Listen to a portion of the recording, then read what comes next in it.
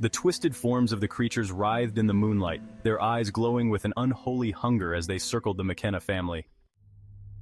The ancient serpentine entity rising from the stone altar let out a low, chilling hiss that sent a shiver down Jeremiah's spine. The air was thick with the oppressive weight of evil, a force older than time, more powerful than anything he had ever faced. Yet, in this moment, he knew there was no turning back. They had climbed the mountain to end this, and they would, one way or another. Jeremiah's mind raced as he locked eyes with Sarah. "The altar!" he repeated, urgency sharpening his voice. "It's the source! Destroy the altar and we can kill that thing!" But the path to the altar was blocked by a half-circle of the bear-like creatures, their growls growing louder as they inched closer, waiting for the right moment to attack. Jeremiah's silver bullets had taken down a few, but there were more now, too many for them to fight their way through. "We can't reach it, Papa!" Sarah cried, her voice trembling with fear but still laced with determination. Liam, clutching his injured arm, let out a bitter laugh. "We're not making it out of this, are we?" "Not unless we end this now," Jeremiah growled, loading another silver bullet into his rifle. His father's stories echoed in his mind, the old tales of curses, of ancient beasts that could only be slain by breaking the spell that bound them to this world. It all made sense now. The creatures, the unnatural size of the bears, the haunting presence that had loomed over their land for years. It all came back to this altar, to the ancient evil that had been awakened. "Liam, take Sarah and flank around the far side," Jeremiah ordered, his voice steady despite the chaos around them. "I'll keep these bastards busy." Liam's brow furrowed. "You'll be killed!" Jeremiah met his brother's gaze, his expression hard. "We don't have a choice, go." For a moment Liam hesitated, his eyes filled with the weight of their shared history, of the countless hunts they had survived together. But he knew Jeremiah was right. Nodding grimly, he grabbed Sarah's arm and pulled her toward the edge of the clearing, moving swiftly but silently along the rocky outcrop that circled the altar. Jeremiah turned back to face the creatures, his grip tightening on his rifle. He had just 3 silver bullets left, and there were more than 3 beasts blocking his path. But he had faced worse odds before, and tonight, he wasn't fighting for himself. He was fighting for his family, for the land they called home. The first creature lunged, its massive claws swiping through the air as it charged toward him. Jeremiah fired, the silver bullet finding its mark in the creature's chest. It let out a horrible screech, its body convulsing as it crumpled to the ground in a heap. But before Jeremiah could load another bullet, 2 more creatures were on him, their eyes glowing with malevolent intelligence. Jeremiah ducked just in time, the claws of one creature slicing through the air where his head had been moments before.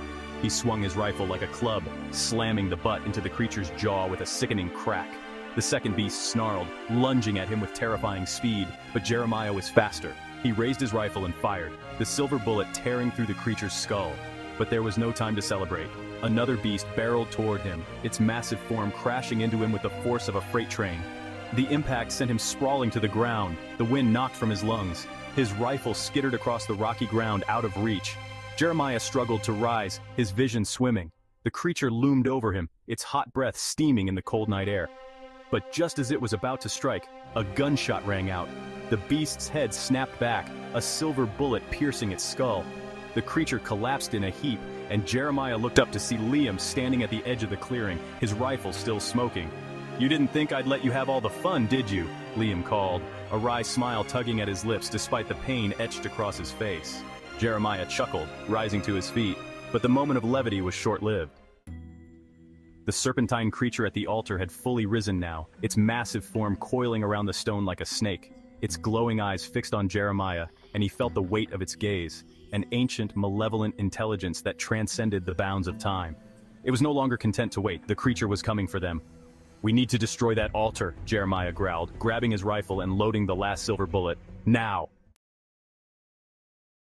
Together, the brothers advanced toward the altar, but the serpent wasn't going to let them pass easily.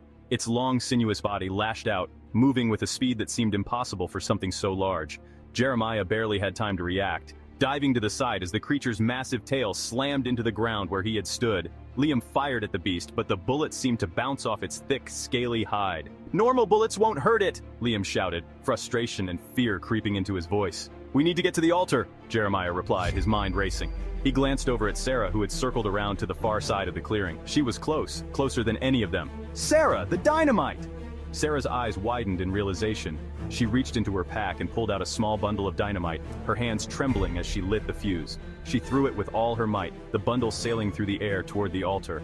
The serpent let out a deafening roar as it sensed the danger, but it was too late. The dynamite exploded with a thunderous boom, the blast shaking the ground and sending chunks of stone flying in all directions. The altar shattered, the ancient stone crumbling to dust as the dark energy that had bound the creatures to this world was released in a burst of light. For a moment, everything went still.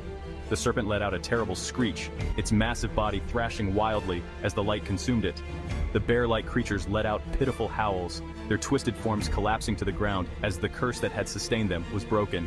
And then, just as suddenly as it had begun, it was over. The creatures were gone. The mountain was silent once more. Jeremiah lowered his rifle, his heart pounding in his chest. The air was still thick with the smell of gunpowder and blood, but the oppressive weight that had hung over the land was gone. The curse had been lifted. He looked over at Liam, who was leaning heavily on his rifle, his face pale and drawn but alive. Sarah was standing near the shattered remains of the altar, her eyes wide with disbelief. "We did it," she whispered, her voice barely audible. Jeremiah nodded, though he felt no sense of victory. The McKenna family had fought the darkness and won, but Jeremiah knew that the scars of this night would linger for the rest of their lives. Days later, the McKennas stood at the edge of their land, the cabin behind them silent and still. The mountain loomed in the distance, its jagged peaks now free of the ancient evil that had plagued them for so long. Jeremiah looked out over the land, his heart heavy with the weight of what they had endured. The curse was gone, but the memories of that night would never leave them. "We'll rebuild," Liam said quietly, his eyes fixed on the horizon. "We'll make this land ours again." Sarah nodded, though her expression was distant. "But it will never be the same, will it?" "No," Jeremiah agreed, his voice low. "It won't, but we'll move forward, we always do."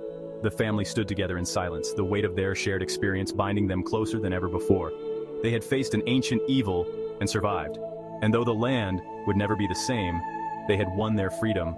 For the first time in what felt like an eternity, the mountain was quiet, the curse was broken, the hunt was over. But deep in the forest, in the shadow of the mountain, something stirred. The land had been scarred by centuries of dark magic, and though the McKennas had fought bravely, the darkness that had been unleashed would never be fully contained.